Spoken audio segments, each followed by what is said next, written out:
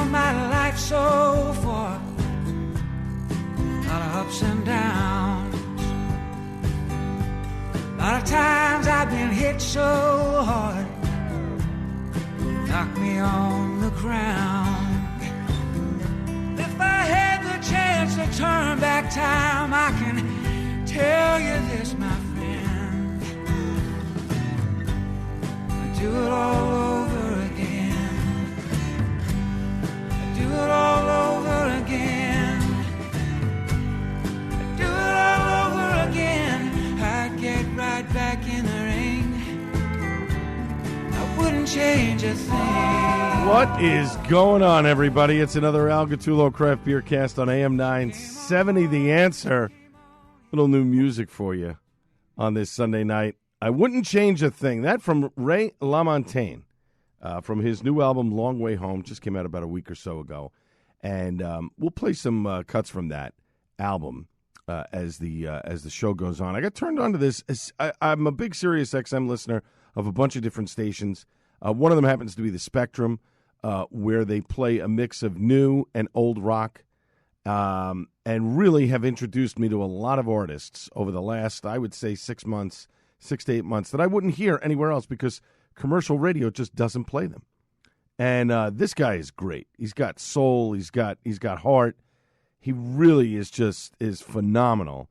And I'd never really heard of him before. And meanwhile, he's put out a tremendous amount of albums, and I've honestly never heard him play before, which is really cool. I love listening to new music and an artist that, sort of, wow, this guy's new? Oh, wow. He's not really new. He's been out for about 20 years now, but for me, he's new. So there you go.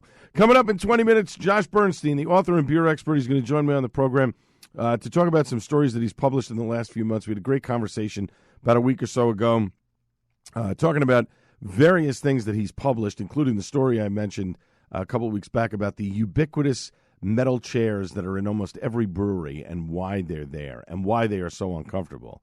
But not only that, Josh's vacation to Delaware, and what he feels is going to be the new norm in craft beer. Some interesting stuff.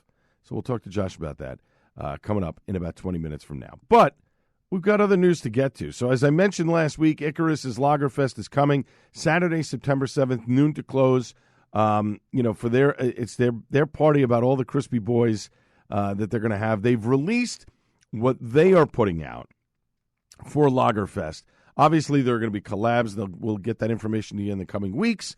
But this is right after Labor Day. I can't wait. I'm excited. I've already, planned it out on the calendar to go down to Icarus's new spot in Brick, New Jersey. So I'm not going to run all of them down.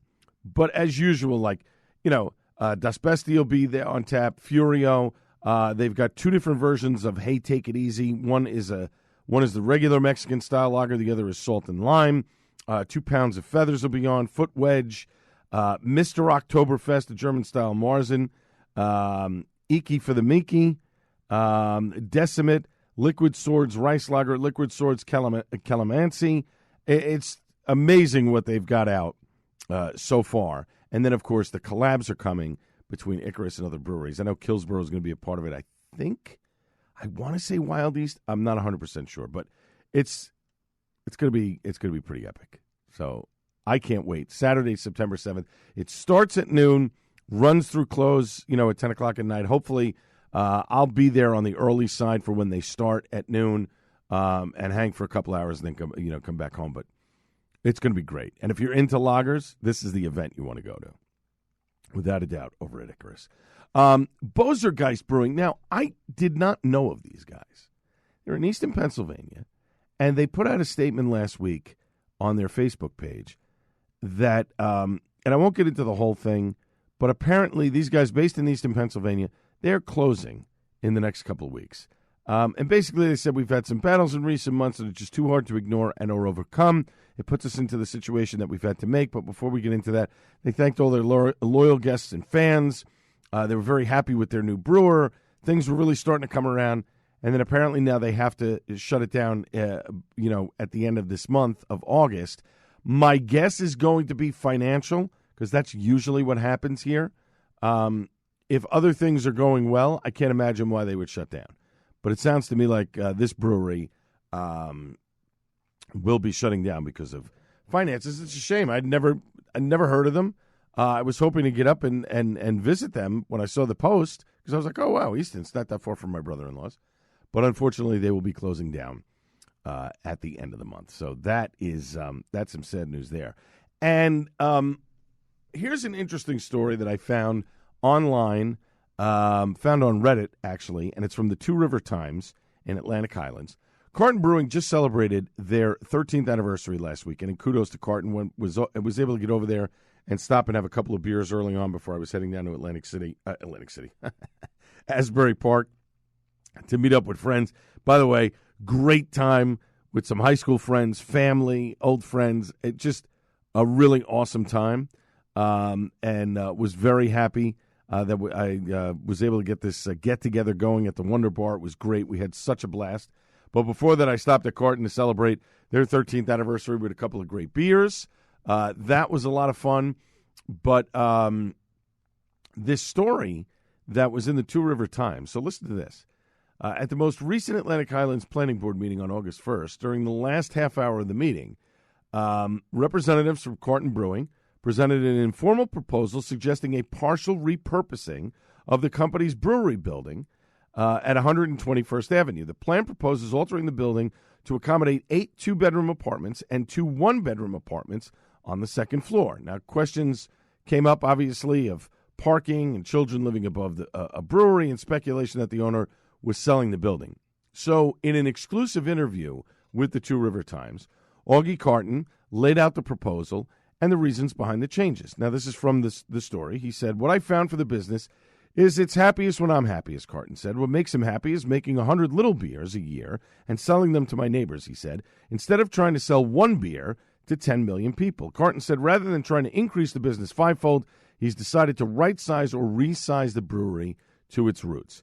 By Carton's estimation, there's 20,000 square feet of unused space in the 121st Avenue building, which could allow for 10 apartments, a resident lobby with an elevator, and a rooftop garden green space. Members of the planning board questioned whether the project would meet the parking ordinance requirement of 18 spaces for that number of apartments. Now, Carton said during the story the building already has 22 spaces, more than enough parking, and added that 4,000 square feet of space downstairs will be used to create another 7 or 8 parking spaces inside. The purpose of the preliminary proposal was to lay the project out to the planning board to determine if they would require other concessions for the remodeling. At this point, the board is interested in the project and awaits a formal proposal. So again, nothing formal has been made.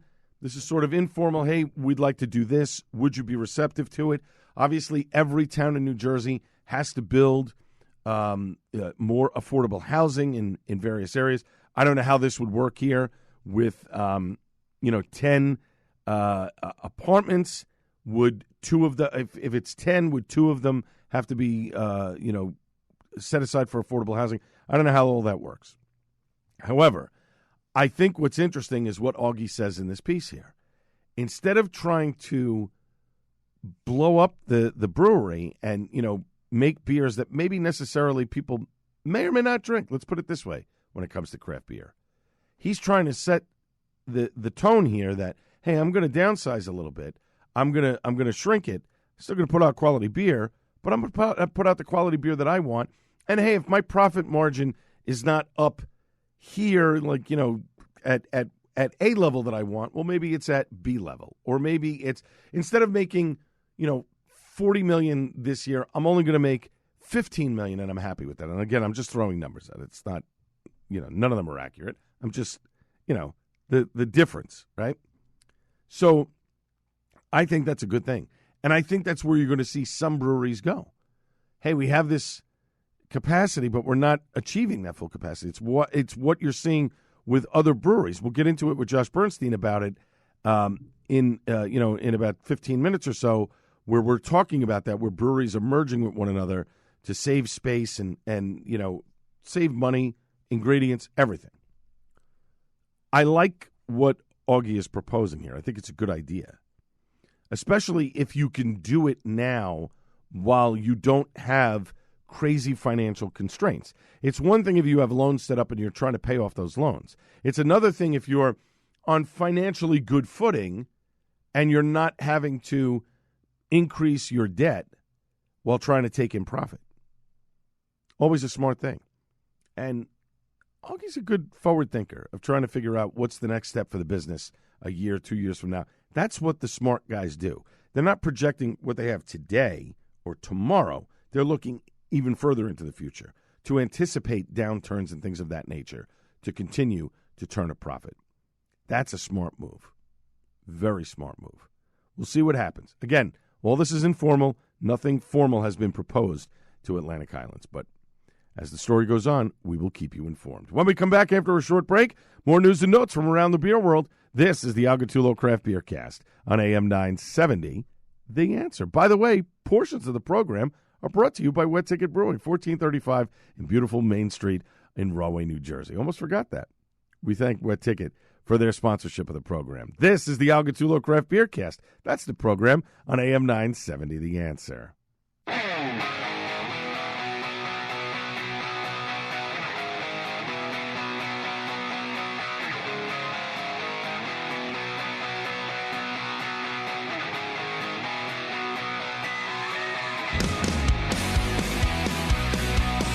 All right, welcome back to the Al Gattullo Craft Beer Cast on AM 970, The Answer. We're going to dive right into some news because in just about 10 minutes from now, Josh Bernstein, author and beer expert, will join me on the program, talk about some of the stories that he has published in the last few months. It was a great piece that I did with Josh about a week or so ago. You definitely want to check it out. We will, of course, link the articles that he has done on our Twitter account. It's at Al Gattullo, Gattullo, and you can read them right there. A couple of big stories. First, Governor Hochul signed a bill this past Monday. It now allows the direct shipment of liquor and beer to customers in New York State. It codifies a law that was put in place during the pandemic, but now it seals it for everybody now. The bill allows the direct shipment of cider, liquor, mead, and braggot to customers, a business model that New York wineries have used for several years. Wine was not affected by this because obviously wine could be shipped in New York State. The state's booming wine industry continues to use direct shipping, demonstrating that safe, responsible, direct-to-consumer delivery is possible. The new bill would bring parity to different sectors of alcohol products and would also help introduce New York products to new customers across the country. During the pandemic, they were granted temporary DTC shipping privileges, spirits and cider, to help them survive the economic downturn. The temporary measure proved highly successful. No recorded violations, demonstrating that direct shipping can be done safely and responsibly. The new law permanently codifies this privilege, allowing small craft manufacturers to continue growing their businesses by reaching customers both within and outside of New York. The new law will take effect in 90 days, just in time for the upcoming holiday season. That will allow consumers to explore and enjoy New York's world-class craft spirits, cider, and mead from the comfort of their own homes. That's great. Good news for them. That is pretty awesome. Now, back on August 1st, Maryland Athletics announced that it partnered with Baltimore's Union Craft Brewing to launch Testudo Premium Lager. It's the official craft beer of the Maryland Terrapins. Adam Bennett, who co-founded Union Craft in 2011, attended the University of Maryland, as did his fathers and siblings. So this 5% ABV anytime lager is close to his heart. It's named Testudo Premium Lager. The beer draws inspiration from the legendary Maryland mascot for nearly a century. Testudo has been an enduring symbol of the university's history and pride. Cans of Testudo depict a vintage Testudo logo made popular during the late 80s and 90s. It will be available at athletic venues like SECU Stadium and Xfinity Center, as well as retail locations across the region right now. So kudos to them for getting their own craft beer. A lot of universities are doing this. It's pretty interesting. A returning winter classic from Sam Adams in Boston, Old Fieselwig.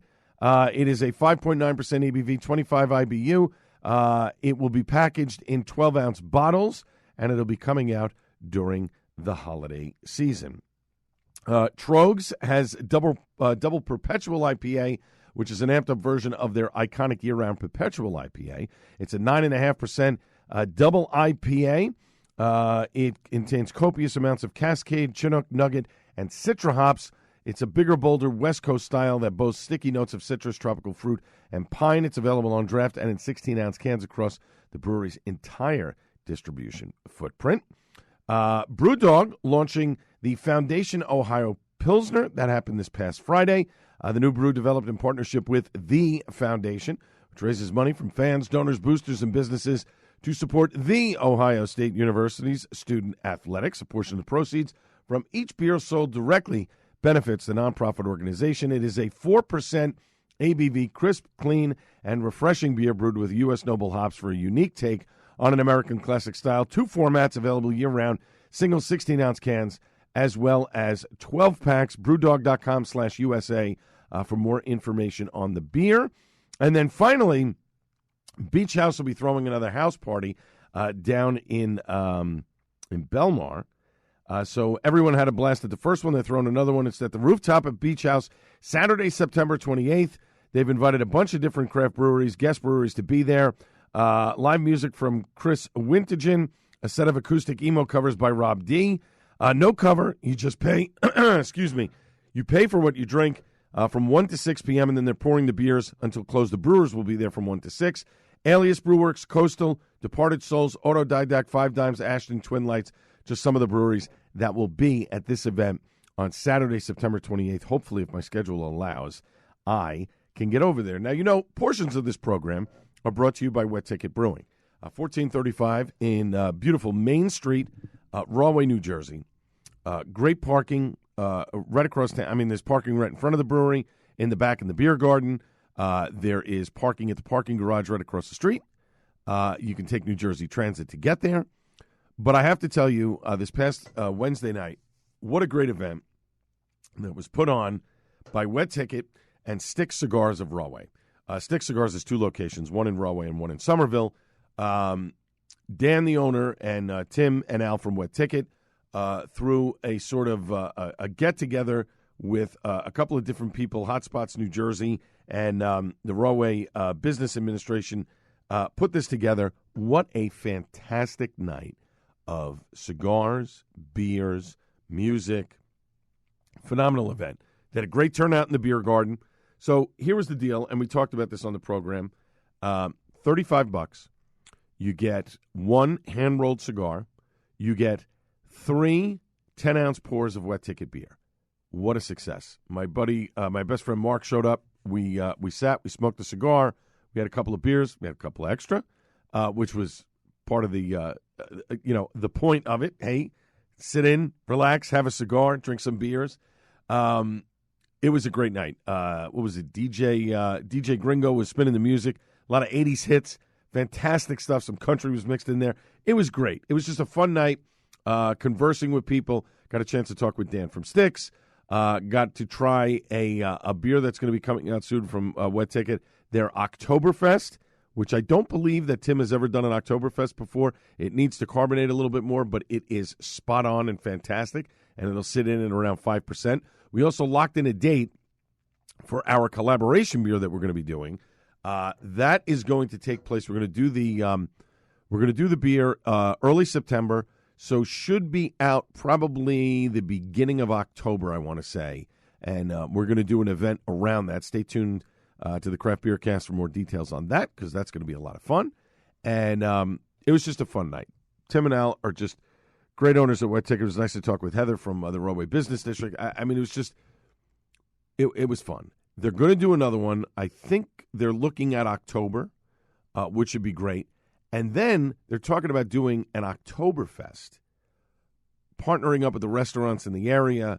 You know, you buy your food at the restaurant, you bring it over to Wet Ticket, and have Oktoberfest beers and all kinds of stuff. It's going to be great. So as soon as we get more details on that, we will let you know. But the cigar event, I thought, was an enormous success. And I think Tim and Al and Dan certainly would think so too. They had cigars for purchase. If you were finished with the one cigar that you had and you wanted to get another one, or you wanted to just buy a couple of them. They had raffles that they gave away some different items, a $50 gift card to Sticks, a big ashtray from Arturo Fuente. Wet Ticket gave away some glassware and some T-shirts and stuff, some cozies. It was just a lot of fun. I can't say enough good things about it. The music was great. The weather was fantastic. I mean, it was just a perfect night sitting out. I mean, especially in August. Usually it's hot and humid. It was anything but. It was just a wonderful evening to sit back, listen to some music. have some conversations with some friends, and just enjoy everyone's company. I can't wait for them to do it again, and I hope that the plan is to do it in October before it gets too chilly. But I definitely think that it was a great night. It was definitely a great night. Thanks to Alan Tim. Thanks to Dan from Stick Cigars. Thanks to everybody who put that together. What a phenomenal event. Now, when we come back after a short break, Josh Bernstein, the author and beer expert, will join me right here on this program. And this program is the Al Gattullo Craft Beer Cast on AM 970, The Answer.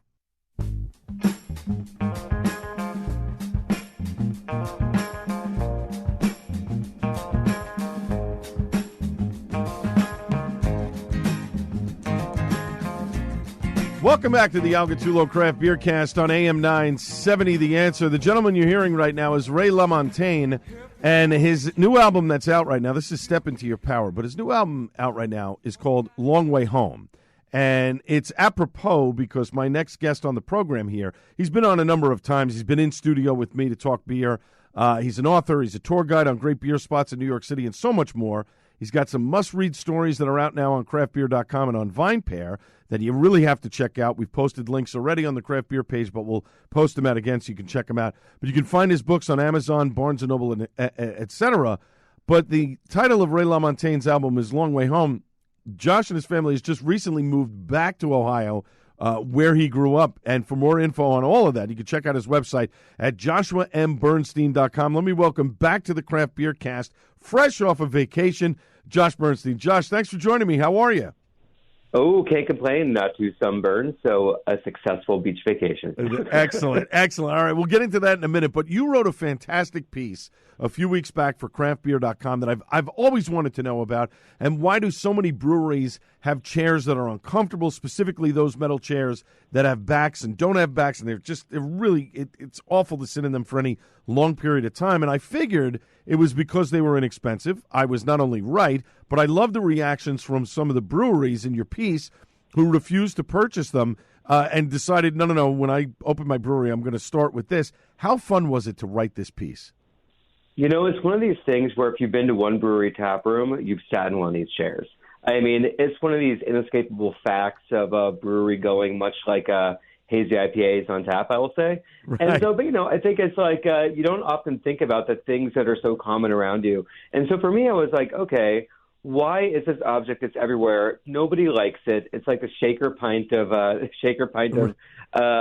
seating, ubiquitous, unloved, but utilitarian. So I want to really dive down into it and provide a little bit of history on it, but also really talk to people that use it and see why, even if you understand the shortcomings, why it's still the best path forward.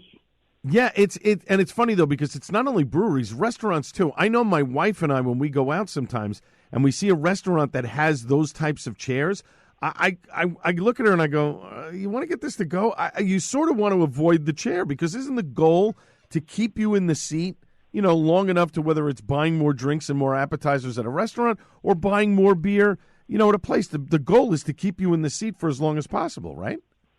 Yeah, and I think this is sort of the growth of what we're seeing in taproom hospitality. If you think back 10, 15 years ago when breweries started really taking off, that taprooms popped up in industrial neighborhoods with brick walls and Edison light bulbs, having this kind of stark industrial seating kind of fit the vibe as well. And back then, you didn't really care about comfort. You just wanted fresh beer made in your local neighborhood or your hometown. So I think what we're seeing now is really this evolution that hospitality is so key and so king right now, with so many tap rooms everywhere and people treating tap rooms like bars, and that you want to go to a place where, the beer is good, where the service is great, and the seats will maybe not make your butt go numb on your second round. Exactly. We're talking with author-writer Joshua Bernstein. He's got some great stories that are out now on craftbeer.com and on VinePair. You got to check him out. You can also order Josh's books on Amazon, Barnes & Noble, etc. And for more info, you check out his website, joshuambernstein.com. We're here on the Al Gattullo Craft Beer Cast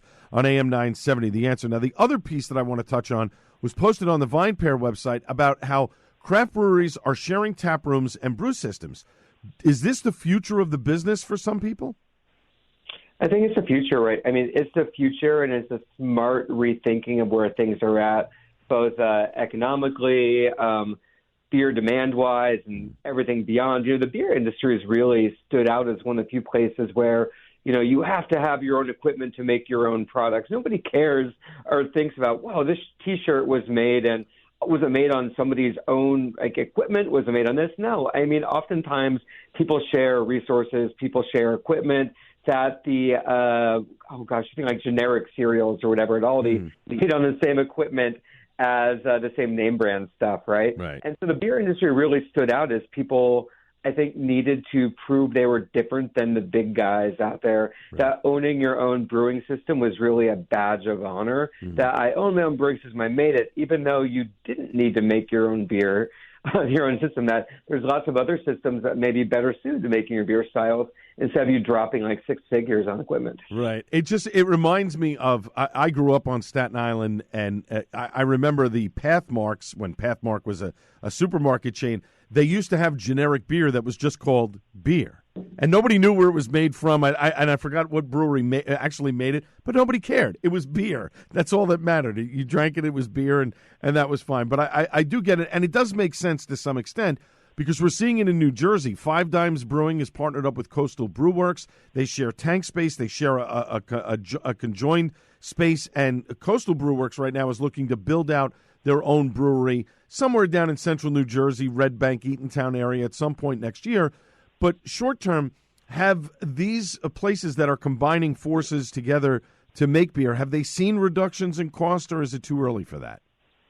I mean, I can't give you hard and fast numbers, but reductions in cost and rent happen immediately. If you shut down your brewing system and then go with somebody else, you're immediately saving on the cost of both from sort of the lease or the rent of the space that you're in, the equipment if you decide to sell it. You're able to gain efficiencies of scale by going in on orders for hops and grains. I think Magnify in Jersey is starting a cooperative right now where they're basically banding smaller regional breweries together so everybody can gain access to these economies of scale. I think this is the way forward on there. I mean, what the big brewers have always done is have economies of scale, which is why your 30 packs of whatever light lager are $15-$20. Right. I mean, that's the economies of scale. Smaller breweries will never be able to meet that.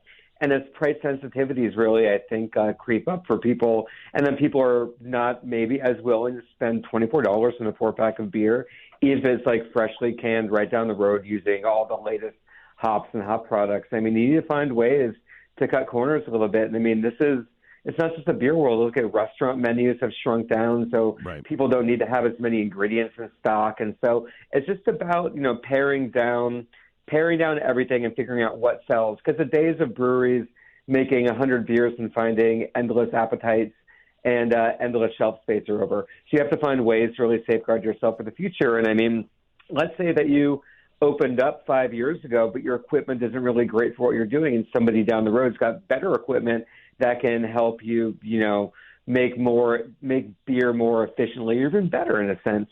It just makes a ton of sense right now for people to go off and do that. And I just think, as the days of 20% or double-digit growth and 20% market share, those are always sort of these numbers and dreams bandied about on there too. But the reality is not every industry goes up forever.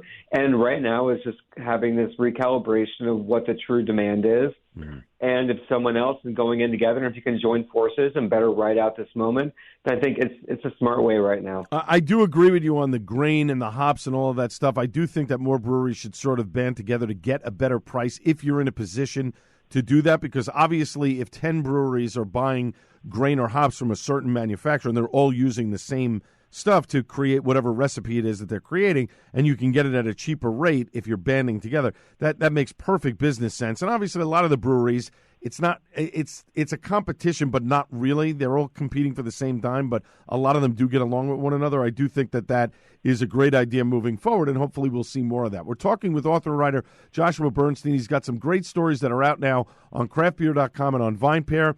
You can also order Josh's books on Amazon, Barnes & Noble, etc. And for all information on Josh, just head over to his website, joshuambernstein.com, or on the Al Gattullo Craft Beer Cast on AM 970 The Answer. All right, last one for me, Josh. You moved to Ohio just recently. Congrats on the move. That's awesome.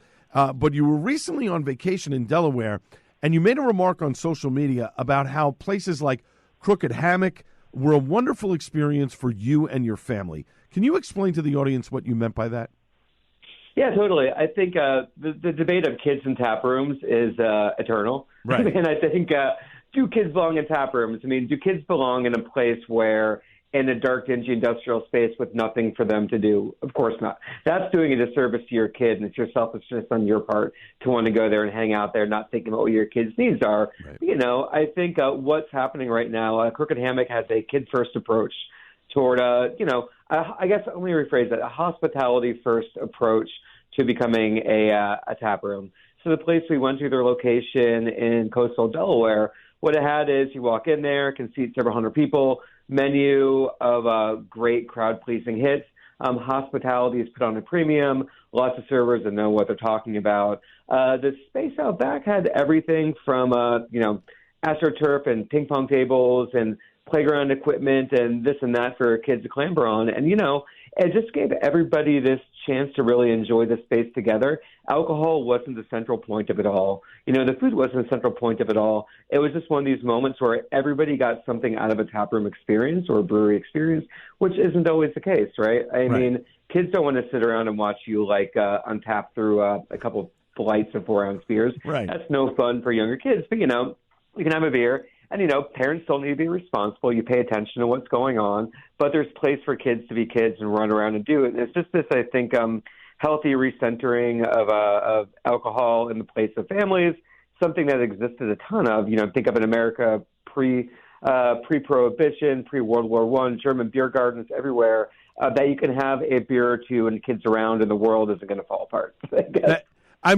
That's awesome, and I've done some stuff on Crooked Hammock, and I've never actually been to those places, but I love the fact that and I do agree with you, I think that's where the beer business is sort of going. I think you have to create a full experience for everybody, and as much as the debate about kids being in breweries or dogs being in breweries, you have to create an environment that's going to bring people back because that's your audience right now. Younger people aren't drinking, middle-aged family between 30 and 50, they want to be able to do things socially and be able to go to a brewery with their friends and bring their little kids along and have some fun. And I think if you give them that full experience, you're going to have more repeat customers. It makes perfect sense. And I'm glad that you had a positive experience with your family at Crooked Hammock. My guest has been author, writer Joshua Bernstein. Check out his stories. We're posting them online. He's got books. He does beer tours. He'll be coming back to New York to do some beer tours very soon. And hopefully when he comes back, he'll have a visit here in the studio with me. His website is joshuambernstein.com. Josh, thanks so much for joining me tonight. I so very much appreciate it. So thanks so much. It's a pleasure as always. You got it. Up next, it's time for Suds and Duds on the Al Gattullo Craft Beer Cast on AM 970 The Answer.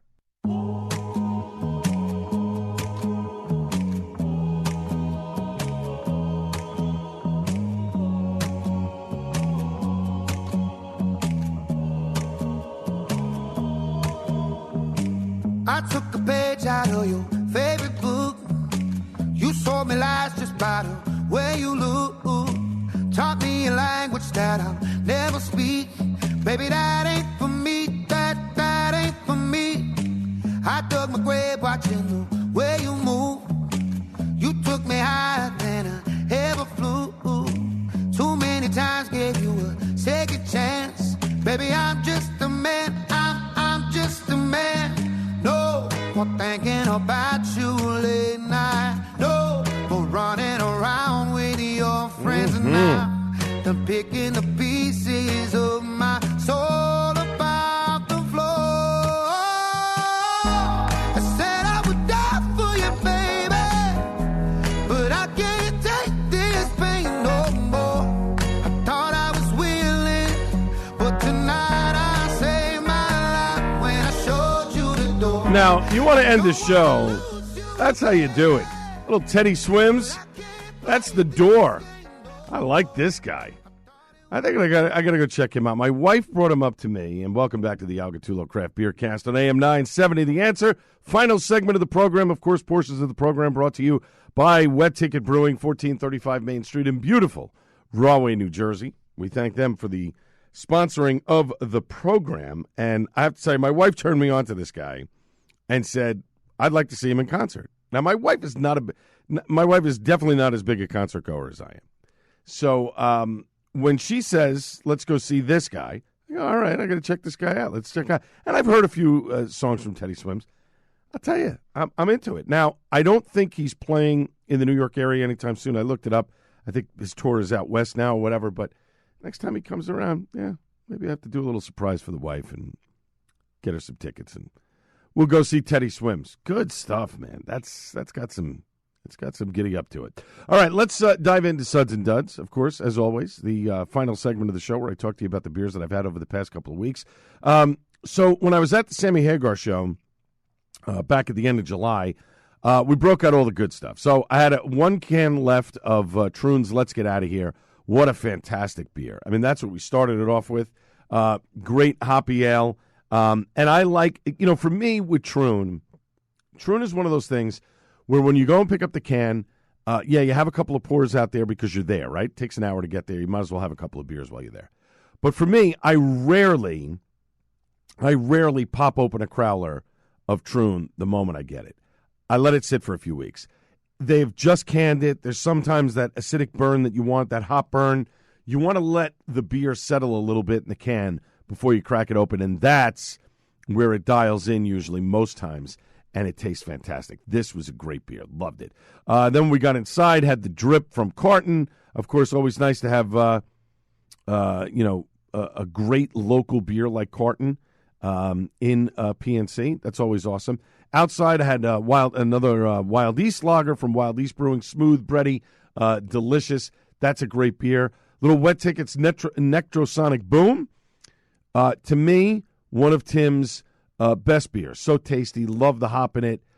It is fantastic. If you haven't had it, get over to Wet Ticket, 1435 Main Street in Rahway, New Jersey, and get yourself a Nectrosonic Boom. You will not be disappointed. Then I had my last can of Shell Collector from Coastal Brewing. So good. One of the best beers that Matt has made so far. And I've had his newest one, very good as well. If you're not getting down to Coastal, let's put it this way. If you're into the hazy, juicy IPAs and you're not going down to Coastal Brew Works in Red Bank, which is partnered with Five Dimes, you're doing yourself a disservice. Take the stop, go over there, pick up some cans, sit and have a couple. Go to Jamie's next door and get something to eat. Bring the food in. Trust me, you will not be disappointed. Excellent stuff. Dogfish had sent me a while back Citrus Squall, which I had not had yet. And this is a boozy beer, but a nice hit of lime. It was refreshing, but that booze, because it had a big, it's like 8.5% for a 12-ounce can. That's a lot. Good stuff, though. Enjoyed it. That's a summertime sipper. Vertigo Flowers 1.1, a Saz Mimosa from Autodidact. Autodidact makes some fantastic beer. This was light, crushable, just a really nice beer. I got to get back up to Autodidact very soon. It is. They've got some fantastic stuff. I know that Paragon Tap and Table in Clark, New Jersey, gets it on the regular now, but certainly Autodidact is definitely one of those newer Jersey breweries that you absolutely have to have. Don't miss it because it's that good. Turned Hook, the Nectaron Remix, double dry hop New England double IPA.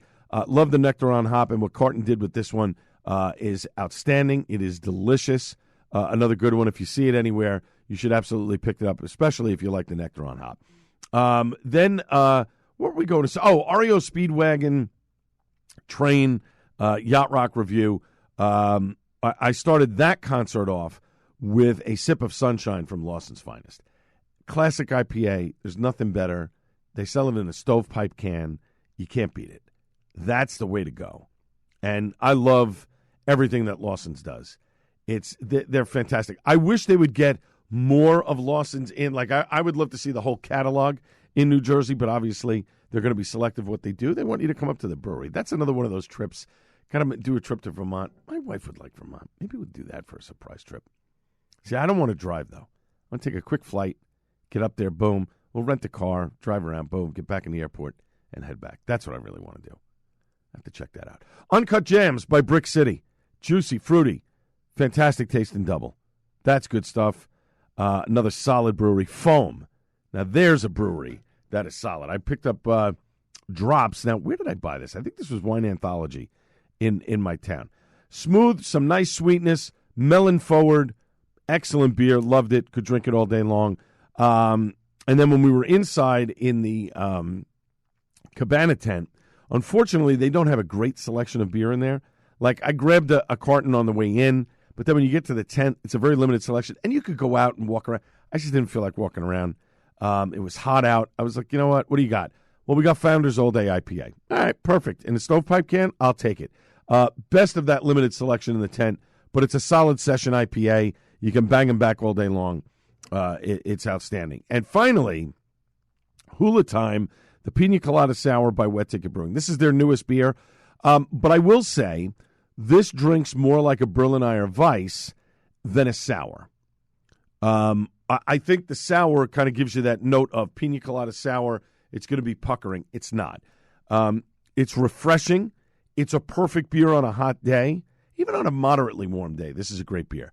But to me, this is a beer that if you want to introduce somebody who doesn't drink sours, this is a beer you introduce them to. This is a beer that if they're not a beer drinker and you want to give them something to sort of, you know, hey, you're at a brewery, all they serve is beer in New Jersey. Not like, you know, New York and other places. But this is a beer that if you wanted to introduce them to the concept of beer and what different things can taste like, this is the beer that you would introduce them to. It's excellent. They've got T-shirts around it now. It's a whole Hawaiian theme. You know, there is a surfboard in Wet Ticket, which I love because Wet Ticket is nowhere near the beach, but the surfboard just sort of fits within the place, and it's got the Wet Ticket logo on it. I love it. So this is definitely something that that you could very approachable, super approachable, and it just has a minor bit of sourness and really does come off like a pina colada, which is an attestament to Tim's skill as a brewer. It's fantastic. I love it. That's the kind of stuff that I love. That's why I love the beer business. And yeah, everybody said, oh, it's on a downturn. You know what? The beer business, like every other business, is cyclical. There's ups, there's downs. It's how you deal with the downturns that brings your business back up. You know, we mentioned earlier in the show about how Augie Carton wants to downsize Carton a little bit because he doesn't want to get too ahead of himself. That's the smart play. It's easy to just say we're just going to keep expanding. But if you want to maintain, and if you're comfortable with making a certain amount of money, that's always good too. There's no law that says you can't make the same money. Not less. You can make more, but you want to make the same, you can do that too. Just saying. My thanks to everybody involved in the show, as well as my guest, author and beer expert, Josh Bernstein. Check out his articles. Great stuff. Josh does a phenomenal job, and hopefully when he's back in New York in October, I'll get to meet up with him for a couple of beers. And, of course, last but not least, the great Buddy Watson. I'll be back live on the Joe Piscopo Show Monday at 6 a.m. This has been the Al Gattulo Craft Beer Cast on AM 970 The Answer. Cheers, everybody.